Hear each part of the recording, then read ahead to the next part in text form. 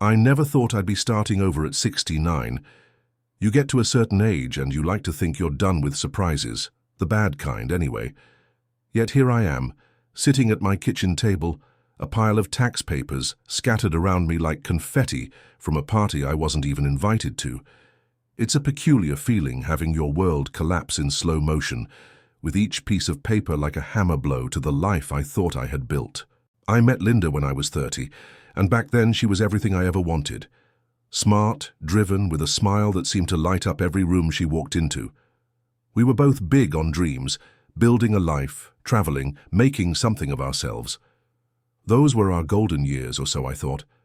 We built a life together, raised two wonderful kids who now have their own families, and always planned for the future. You know, the usual, the house, the savings, the retirement plans. We were a team, or at least I thought we were.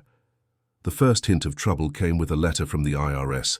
Normally, mail from the IRS is just another reminder of how complicated life gets as you get older, but this one was different. It was a notice about a substantial withdrawal from my retirement account. My retirement account, the one I'd painstakingly built over decades of work, late nights and sacrifice. I knew I hadn't touched it, so there had to be a mistake. But as I read through the lines, it dawned on me that this wasn't a mistake. This was betrayal. Linda had taken out a hefty sum from my retirement without a word, without a hint of the storm she was about to unleash. My hands were trembling, and I could feel my heart pounding like a drum in my chest as the implications sank in. This wasn't just about money. This was about trust, about the very foundation of our marriage crumbling in my hands. I confronted her that evening, trying to keep my voice steady as I laid the papers in front of her. "What is this, Linda? Why is there a withdrawal under your name from my retirement account?" She looked at me, and for a moment, just a flicker, there was something like regret in her eyes, but it was quickly replaced by defiance, and she said, "I needed it, Jaime. For us. For us." The words stung as if she'd slapped me. I knew the look in her eyes, though. It wasn't about us. It was about her, about whatever she thought she deserved, whatever she felt she was entitled to after all these years. Suddenly, all those late-night arguments, the distance that had grown between us, the subtle changes in her demeanor, made a cruel kind of sense. "What do you mean for us?" I asked, feeling the anger rise in my throat like bile. "For the debts, the loans. Things you didn't know about," she replied, her voice steady, but her eyes betraying her unease. Things I didn't know about. It was like being hit with a second wave of betrayal. I had always prided myself on being a good provider, on making sure we were comfortable, secure. How could there be things I didn't know about? When had we stopped being partners? I spent that night on the couch, unable to sleep, my mind racing with thoughts of what had gone wrong, how long she had been hiding things from me. I thought of our kids, of how I could possibly explain this to them, of how I could even face them knowing everything we'd built was a lie. When morning came, I felt different, determined maybe. I needed to know the whole truth, no matter how painful. I started digging, looking through bank statements, credit card bills, anything that could give me a clearer picture of the mess I found myself in. It didn't take long for the full extent of the financial disaster to come into focus. Linda had been leading a separate life, financially at least, for years. Loans I'd never heard of, credit cards stretched to their limits, all under the guise of maintaining the lifestyle we'd grown accustomed to. I realized then that the woman I loved, the woman I thought I knew, had become a stranger to me. And that's when it hit me. The need for justice, for making things right, not just legally, but morally. Linda's betrayal had taken more than just money. It had taken my peace of mind, my sense of security, my future. I knew then that the only way forward was through, that the path to justice, to any semblance of vindication, would require a strength I wasn't sure I had, but knew I had to find. This wasn't just about a marriage unraveling. This was about reclaiming my life, my dignity. I had to face this head on, no matter what the cost. The days that followed felt like a waking nightmare. Every morning I woke up hoping to shake off the heaviness in my chest, only to be met with the stark reality that my life had unraveled into a mess I didn't recognize. I was like a ghost, haunting my own house, roaming through the familiar rooms that now felt foreign and cold. I knew I had to confront Linda again, not just with anger but with resolve. I needed answers, closure, something tangible to hold on to as everything else slipped through my fingers. So I sat across from her at the kitchen table one evening, my voice calm but firm, determined to get to the bottom of this deceit. "Linda," I started, choosing my words carefully, "I need to understand. Why? Why did you keep all of this from me?" She sighed, a sound heavy with years of untold stories. Her eyes were fixed on the table, tracing the grain of the wood as if it held the answers she was too afraid to speak. Finally, she looked up, and I saw the vulnerability etched in her features. "Jaime, I didn't know how to tell you. It started small, you know, a little here, a little there. I thought I could handle it, but it spiraled, and I just kept hoping things would get better, that the next month would be different." I listened, the anger in me simmering down to a low burn. Her words were like pieces of a puzzle I was desperately trying to assemble. I wanted to understand, but the hurt was a stubborn barrier between us. "Did you ever think about asking for help? About telling me before it got out of hand?" I asked, my voice a mix of exasperation and genuine confusion. "I was ashamed," she admitted, her voice barely above a whisper. "I didn't want you to see me as a failure, as someone who couldn't manage. We've always been equals, partners, at least I thought we were." Her words cut deep, the irony of it all almost laughable. She'd always been so strong, so independent. I never imagined she'd be struggling in silence, carrying a burden she felt she couldn't share. But as much as I wanted to console her, to tell her that it was going to be okay, the betrayal was too raw. The future I'd envisioned, our golden years spent in comfort, had been hijacked by her secrets. I needed to take control, to find some semblance of stability amidst the chaos. So I set about untangling the financial web she'd woven, meeting with accountants, lawyers, anyone who could help me navigate the legal fallout. Each meeting was a stab at my pride, a reminder of how fragile the life I'd built truly was. I learned more about Linda's financial dealings than I ever wanted to know, about the pressure she'd been under, the desperation that had driven her to make such reckless decisions. Eventually, I filed for divorce. It was one of the hardest decisions of my life, but it felt like the only path forward. I couldn't continue living in a house full of ghosts, in a marriage that had become more about secrets and survival than love and partnership. The divorce proceedings were long and grueling. Each session in the courtroom another reminder of how far we'd strayed from the life we once promised each other. Linda and I were civil throughout, but the emotional distance between us was a chasm neither of us could bridge. In the end, the financial settlement left me with a fraction of what I'd planned for retirement, but I was oddly at peace with that. Money, I realized, could always be earned back.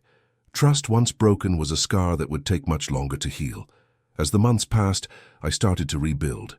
I moved to a smaller place, a modest apartment that felt more like a fresh start than a step down. My children were supportive, though explaining everything to them had been its own brand of painful. They deserved the truth, and I gave it to them, warts and all. With time, I found solace in simple things: morning walks in the park, afternoons at the library, and evenings spent learning how to cook dishes I'd never tried before. I discovered a resilience in myself I didn't know existed, a quiet strength that came from surviving the storm and finding my own way back to calm. I hadn't sought revenge, not in the traditional sense. I realized that seeking justice was never about punishing Linda. It was about reclaiming my life, about learning to live with the pieces that remained and making something whole out of them. And so, I moved forward, one day at a time, with a heart a little heavier, but also a little wiser. I'm learning to forgive not just Linda, but myself for not seeing the cracks sooner, for believing that love and trust were unbreakable. In the end, justice wasn't about retribution. It was about freedom. The freedom to start over, to write a new chapter in a life that had been rewritten when I least expected it. I remember the first morning in my new apartment. The sun filtered through the blinds, casting striped shadows across the room, and for a fleeting moment it felt like I was waking up in someone else's life. But then, The scent of freshly brewed coffee grounded me in reality, and I reminded myself that this was my life now. Unfamiliar, yes, but mine to shape. My mind often wandered back to Linda, to the life we once shared, and the dreams that dissolved like morning mist. I was still working through the tangled mess of emotions, anger, sadness, and a kind of bittersweet nostalgia that crept in when I least expected it. But more than anything, I was overwhelmed with a desire to understand my own role in the story that had unfolded. There was a part of me that couldn't shake the feeling that I had missed something, that there were signs of Linda's struggle that I had either ignored or simply failed to see. I replayed conversations in my mind, moments where perhaps a more perceptive person would have asked different questions, offered help, or seen through the facade she wore so expertly. But dwelling on the past, I realized, was like trying to hold on to water. It slipped through my fingers, no matter how tightly I tried to grasp it. What mattered now was how I chose to move forward, how I chose to rebuild not just the financial stability that had been lost, but the sense of security and trust that had been shattered. With that in mind, I threw myself into my work. I took on extra projects, not just to pad my savings account, but to fill the hours that might otherwise be spent in lonely introspection. Each task completed felt like another brick laid in the foundation of my new life, a testament to my resilience and determination. Outside of work, I found a sense of peace in routine. Every Saturday morning, I would visit the local farmers' market, losing myself among the vibrant displays of fresh produce and the cheerful chatter of vendors and customers alike. There was a simple joy in selecting ingredients for the week, in planning meals that I would prepare with care and attention. Cooking had become a form of therapy for me, a way to channel my emotions into something tangible and nourishing. I experimented with new recipes, letting my creativity flow as I combined flavors and textures in ways I never had before. Each dish was a small victory, a reminder that I was capable of creating something beautiful from scratch. In those quiet moments, I often found my thoughts turning to forgiveness. I knew that holding on to anger would only weigh me down, like an anchor keeping me tethered to a past I was trying to leave behind. Forgiveness, I realized, was not about absolving Linda of her mistakes. It was about freeing myself from the burden of resentment, about making room in my heart for healing and growth. The process was slow, and there were days when the hurt felt as fresh as the day I discovered her betrayal. But with time, the edges of my pain began to soften, replaced by a sense of acceptance and understanding. I began to see Linda not as the villain in our story, but as a flawed human being who had made mistakes out of fear and desperation. Reaching this point of acceptance allowed me to approach our interactions with a newfound sense of calm. We spoke occasionally, mostly about practical matters concerning our children, or finalizing the logistics of our divorce. Each conversation was a test of my resolve, but with each one I found myself growing stronger, more assured in the path I had chosen. As the seasons changed, so did I. I found myself opening up to new experiences, pushing the boundaries of my comfort zone in ways I never thought I would. I joined a local book club, not so much for the literature as for the companionship.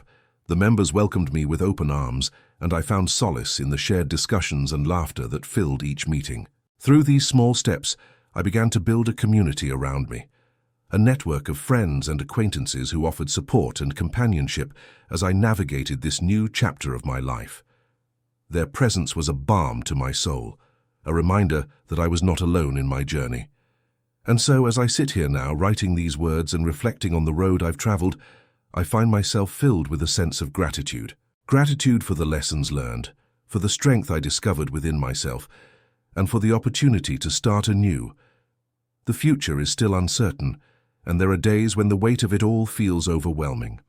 But I take comfort in knowing that I have the tools to face whatever comes next, that I have the capacity to adapt and grow, to forgive and move forward. In the end, what I've learned is that life is not about the plans we make or the dreams we hold on to. It's about how we respond when those plans fall apart, about the resilience we show in the face of adversity, and about the grace we find within ourselves to forgive and begin again.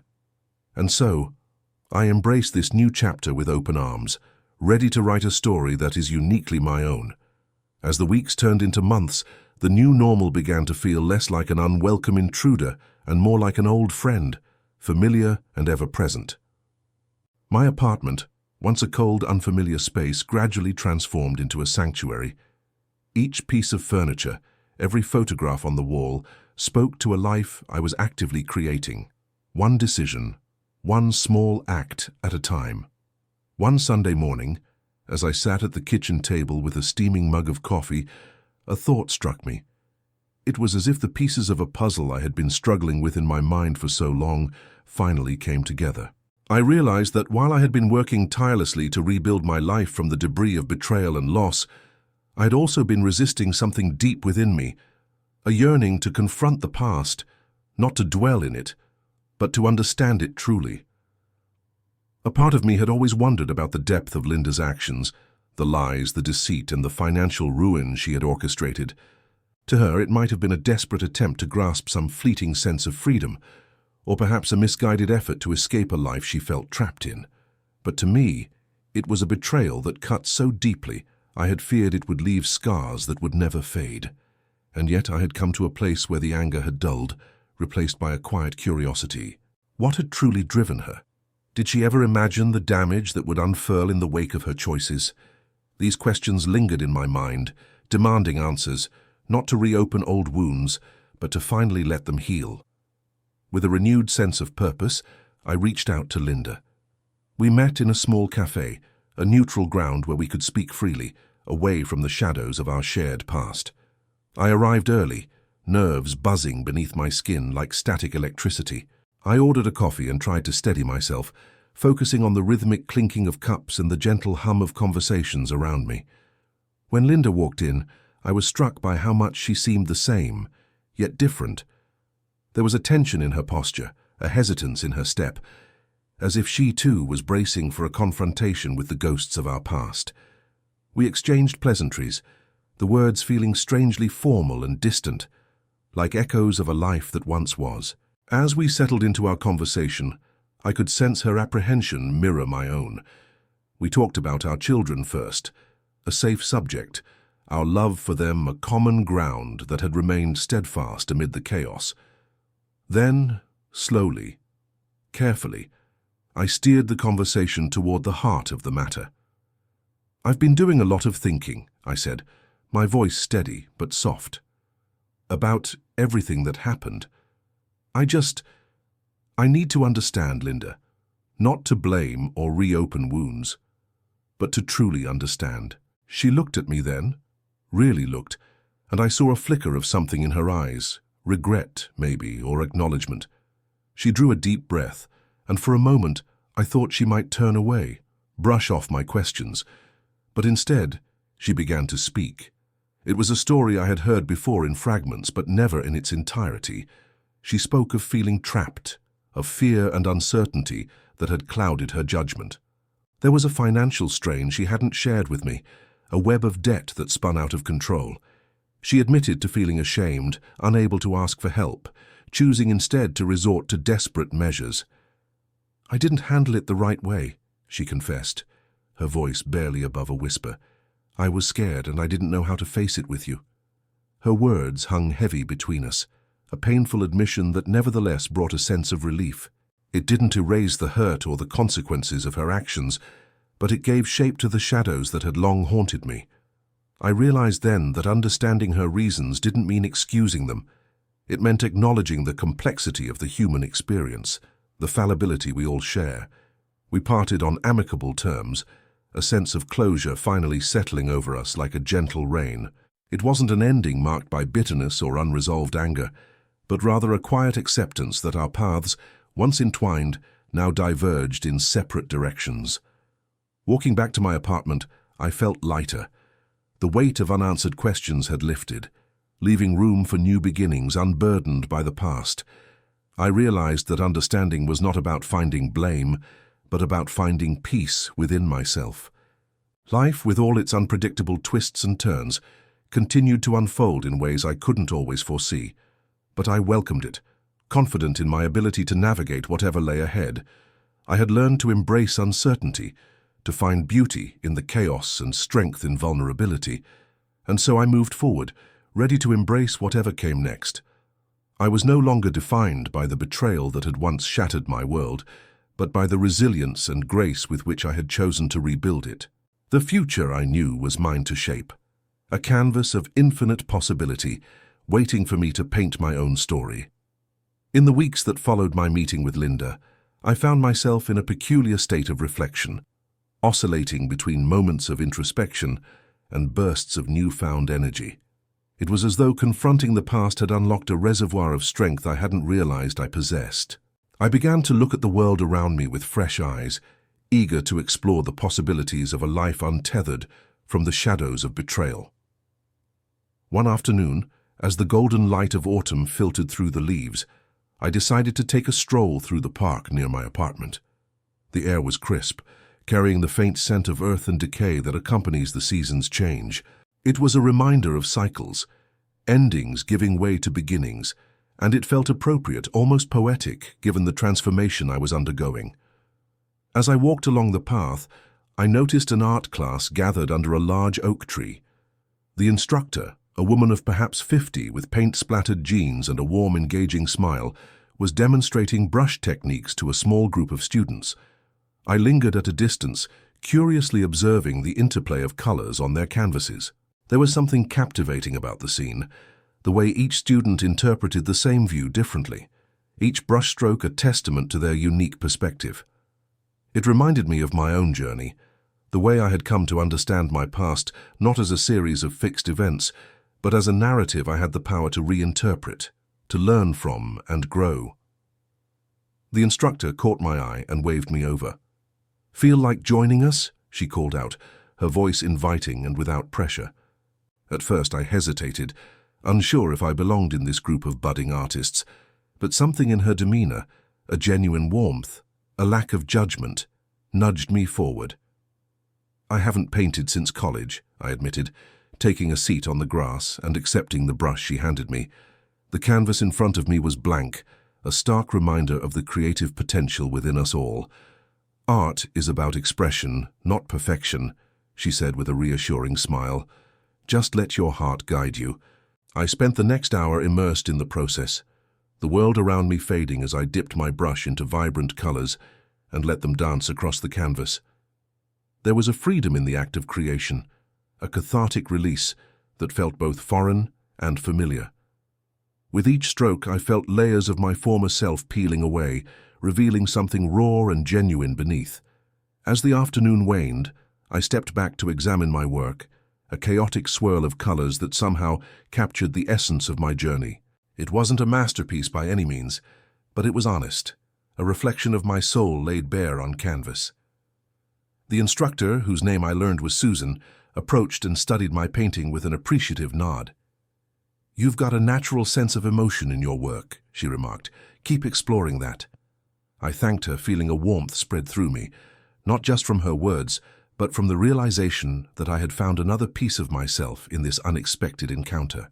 In the following days, I returned to that park often, joining Susan's class whenever I could. Painting became a form of meditation, a way to process my emotions and channel them into something tangible. It was as if each session with the brush allowed me to shed another layer of the past, a gentle reminder that healing was a journey, not a destination. Meanwhile, life continued its relentless march forward. Work demanded my attention as always, but I approached it with renewed vigor. My colleagues noticed the change, commenting on my improved mood and increased productivity. It was as if reclaiming my narrative had rekindled a passion I thought I'd lost. One evening, as I was tidying up my apartment, the phone rang. It was Mark, my brother, calling from his home in the Midwest. We hadn't spoken much since the divorce, his own family life keeping him busy, but there was no animosity between us, just the quiet understanding that comes with shared history. "Hey, stranger," he greeted me, his voice filled with the warmth of familiarity. "How's life treating you?" We talked for a while, catching up on the mundane details of daily life, until he broached a subject I hadn't expected. "I've been thinking about Mom and Dad's anniversary," he said. "It's coming up soon. I thought maybe we could do something special. You know, get the family together. They'd love that." The suggestion caught me off guard. Family gatherings had become rare in the aftermath of my divorce, the dynamics shifting and realigning in ways that sometimes felt uncomfortable. But the idea of reuniting with my family, of celebrating the enduring love of our parents, stirred something within me. "I'd like that," I replied, surprising myself with the enthusiasm in my voice. "I think it's time to bring everyone together." As we ended the call, I realized that this was another step forward, an opportunity to reconnect with those who had witnessed my journey from the beginning, who had supported me in ways both subtle and profound. It was a chance to redefine relationships, to build new memories uncolored by the past. The days leading up to the anniversary were filled with anticipation. I made arrangements to travel, reaching out to family members to coordinate logistics. There was a sense of excitement, a buzz of preparation that filled the air with promise. On the day of the celebration, as I drove to my parents' house, I felt a sense of gratitude wash over me. My journey had been arduous, marked by pain and loss, but it had also been transformative. I had found strength in vulnerability, courage in the face of uncertainty. As I pulled into the driveway, I was greeted by familiar faces, each one a testament to the bonds we share. There was laughter and music, the aroma of my mother's cooking, and the gentle hum of conversation that filled the spaces between us. In that moment, surrounded by family, I realized that the past, with all its complexities, had shaped me but did not define me. I was free to embrace the present, to forge connections anew, to celebrate the love and resilience that had carried me through. And so as the sun dipped below the horizon, casting a warm glow over the gathering, I felt a profound sense of peace. I was home, in every sense of the word, ready to continue painting the canvas of my life, with colors bold and true. The evening at my parents' house unfolded with a sense of familiarity and warmth that I hadn't realized how much I missed. The chatter of cousins, the light-hearted teasing from my siblings, and the gentle presence of my parents all served as a gentle reminder of the foundation upon which my life was built. It was comforting, like a favorite old sweater I had forgotten in the back of the closet. As the festivities carried on, an unexpected moment of reflection caught me off guard. I stood in the kitchen, watching my mom laugh with my brother, a glass of wine in her hand, her eyes crinkling in that way they always did when she was truly happy. I realized how much I had missed these moments, these simple yet profound expressions of connection and love. In a way, I had distanced myself from these familial ties after the divorce, perhaps out of shame or an unspoken fear that my failures might somehow taint the purity of these relationships. But being here in this moment, surrounded by the people who had known me all my life, I understood that my journey had not been mine alone. They had been there, quietly supporting and loving me from afar, waiting with open arms for the moment I was ready to return. I was pulled from my thoughts by the sound of my dad's voice, calling everyone to gather in the living room. He had prepared a slideshow of old family photos to celebrate their anniversary, a tradition that never failed to evoke both laughter and tears. As we settled in, the room dimmed, and the first image, a black and white photo of my parents on their wedding day, filled the screen. Watching those photos, I was reminded of the resilience of love, its ability to endure the trials and tribulations of life. My parents' journey was not without its challenges, yet here they were, still standing strong, their love a beacon of hope. I felt a swell of emotion at the thought, a realization that perhaps I too could rebuild, could find a path forward, illuminated by their example.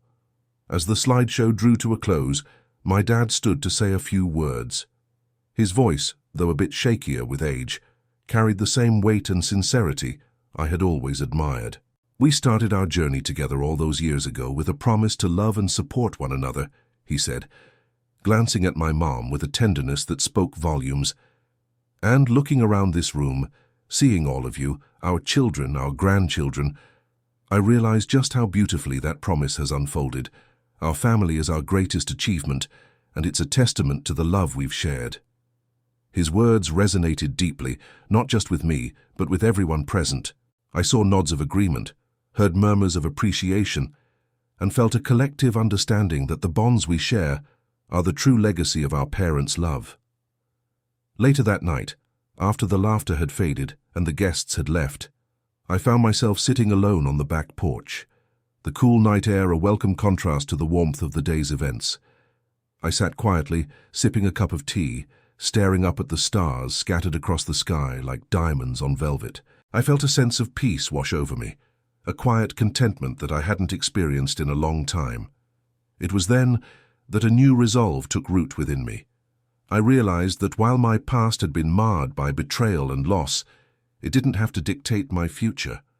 I had the power to forge a new path, one defined by the lessons I had learned and the strength I had gained. In the days that followed, I found myself reflecting more and more on the idea of forgiveness, not just for those who wronged me, but for myself as well. It was a concept I had struggled with, harboring resentment like a cold stone in my heart. But now, I understood that holding on to that bitterness was only anchoring me to the past, preventing me from moving forward. And so, with each new dawn, I worked on letting go. It wasn't easy, change never is, but the freedom it promised was worth the effort. I delved deeper into my art, finding solace in the creative process, each brushstroke a step towards liberation.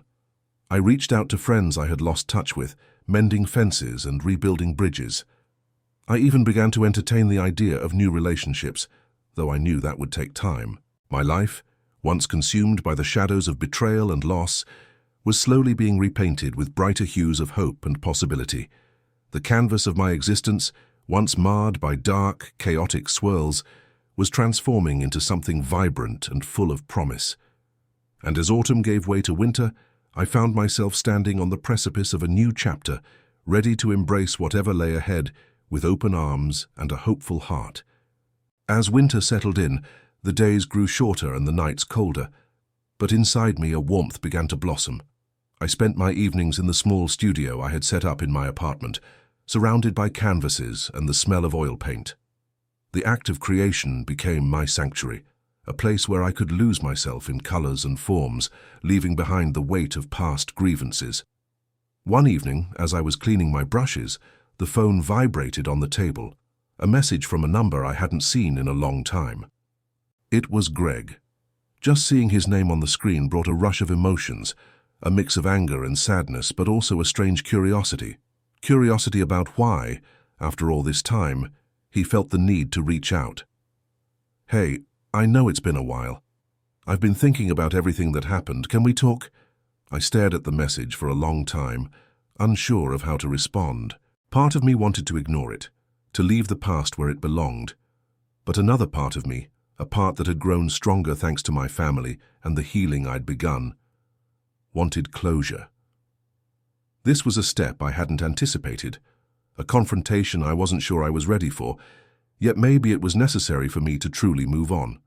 With a deep breath, I replied, agreeing to meet him at a small cafe we both used to love, a neutral ground where we could potentially untangle the knots of our past. The day of our meeting was frigid, the air biting against my skin as I walked to the cafe. I arrived early, the familiar scent of coffee and baked goods enveloping me as I stepped inside. I chose a table near the window, its surface covered in the faint scratches of countless conversations that had taken place before ours. Greg arrived shortly after, looking older and slightly worn. We exchanged awkward smiles, the kind shared by old acquaintances rather than former lovers. He sat across from me, and for a moment we let the silence stretch between us, a gap filled with unspoken words and buried memories. "I'm glad you came," he finally said, breaking the silence. "I almost didn't," I admitted, my voice steady but soft. "But I realized I needed to."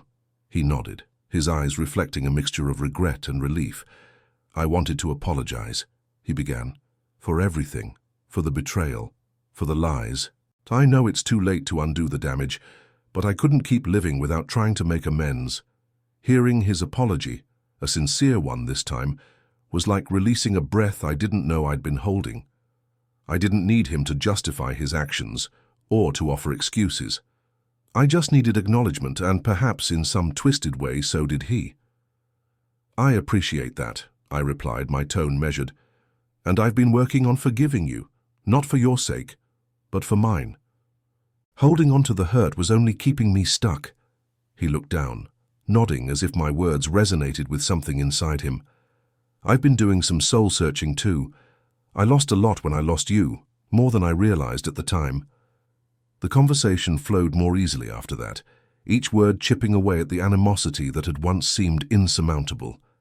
We talked about the changes in our lives, the paths we had taken since everything fell apart. It was strange, almost surreal to find a semblance of peace in a dialogue with someone who had once been the source of so much pain. As I left the cafe that day, a lightness accompanied me, a newfound sense of freedom.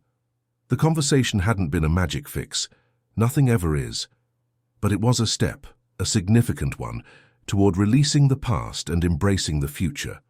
Winter continued its course, and I found myself increasingly comfortable in my solitude. The holidays came and went, a blur of family gatherings, laughter, and shared meals. For the first time in years, I wasn't just a spectator in my own life. I was a participant, actively shaping my own happiness. With the new year, I decided to take another step, one that had been hovering at the edge of my thoughts since my parents' anniversary celebration. I applied for a local art exhibition, something I had always hesitated to do, fearing vulnerability and rejection. But now I felt ready to share my work and by extension a piece of myself with the world. When I received the acceptance letter, a thrill of excitement surged through me. It was a small gallery, nothing grandiose, but it was enough. Enough to affirm that my journey, though fraught with setbacks, had led me to a place of personal triumph. The night of the exhibition was nerve-wracking yet exhilarating. Friends and family filled the room, their encouragement and pride a palpable force. As I stood among my paintings, each one a testament to my resilience and growth, I realized that I had not just survived, I had thrived. The canvas of my life, once marred by betrayal and loss, was now vibrant with the colors of hope, strength, and new beginnings. And standing there surrounded by my creations and the love of those who had stood by me, I knew that I was exactly where I was meant to be. As the chill of winter slowly melted into the tentative thaw of early spring, I found myself on the precipice of a new chapter. The gallery exhibition had been a success beyond my expectations, and for the first time in a long time, I felt like I was steering my own destiny rather than being swept along by the currents of life. The days were getting longer, each one a little lighter and warmer, mirroring the gradual shift within me. I had come to realize that the journey I'd embarked on wasn't just about processing past pains, but also about discovering who I was outside of those experiences. I was no longer defined solely by the shadows of betrayal and loss. I was a survivor, an artist, a woman rediscovering her passion and purpose. One Saturday morning, as sunlight streamed through my apartment windows, painting the walls with a golden hue, I sat down with a cup of coffee and a notebook. I had an idea, a spark of inspiration that had been quietly simmering in my mind since the exhibition. I wanted to create a series of paintings that documented not just my story, but the stories of others who had walked similar paths of heartbreak and healing. I decided to call it Resilience, a tribute to the strength we find in the face of adversity. My mind buzzed with possibilities, and I began sketching ideas, eager to capture the raw emotions of those journeys. I reached out to friends and acquaintances, asking if they'd be willing to share their stories, and I was overwhelmed by the response. People wanted to be heard, to see their experiences honored and reflected through art. As I immersed myself in these narratives, I was struck by the common threads that wove through each one: grief, anger, forgiveness, and ultimately, a newfound sense of self. It was a humbling experience, to bear witness to the resilience of the human spirit, and it fueled my desire to create something meaningful. Around this time, I received another unexpected message, this one from Ava, an old friend I hadn't spoken to since before the fallout.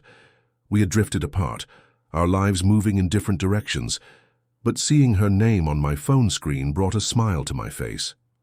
"Hey," the message read, "I saw your exhibition in the local paper. I'm so proud of everything you've accomplished. Can we catch up sometime?" I replied immediately, setting up a brunch date for the following weekend. The prospect of reconnecting with Ava filled me with anticipation and a bit of nervousness. She had been a significant part of my life before everything imploded, and I hoped we could bridge the gap that had grown between us. The day of our meeting, the air was crisp and fresh, a hint of spring in the breeze as I walked to the cafe where we had agreed to meet. Ava was already there when I arrived, her smile as warm and welcoming as I remembered. We hugged tightly, the embrace dissolving any lingering awkwardness. Over steaming cups of coffee and plates of brunch fare, we caught up on each other's lives.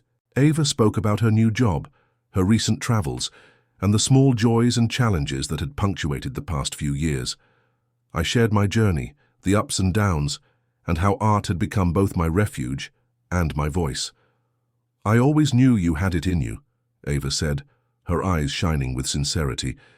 "Even when things were tough, there was always this spark in you. I'm glad you're letting it shine." Her words touched me deeply, and I realized how much I had missed having her in my life. Our conversation flowed easily, as if no time had passed at all, and I felt a sense of gratitude for the friendship that had weathered the storm. As we parted ways that afternoon, I felt a renewed sense of connection, not just with Ava, but with the world around me. The past few months had been transformative, teaching me the value of forgiveness, not just of others, but of myself. I had been so hard on myself for so long, blaming myself for the actions of others, but I was finally learning to let go. The Resilience Project became my focus, a labor of love that consumed my days and nights. Each painting was a journey in itself, a reflection of the stories entrusted to me.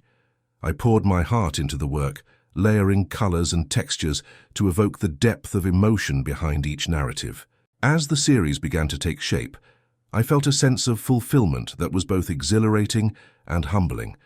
This was more than just an art project. It was a testament to the power of storytelling and the healing it could bring. It was a way to honor not only my own journey, but the journeys of all those who had shared their hearts with me.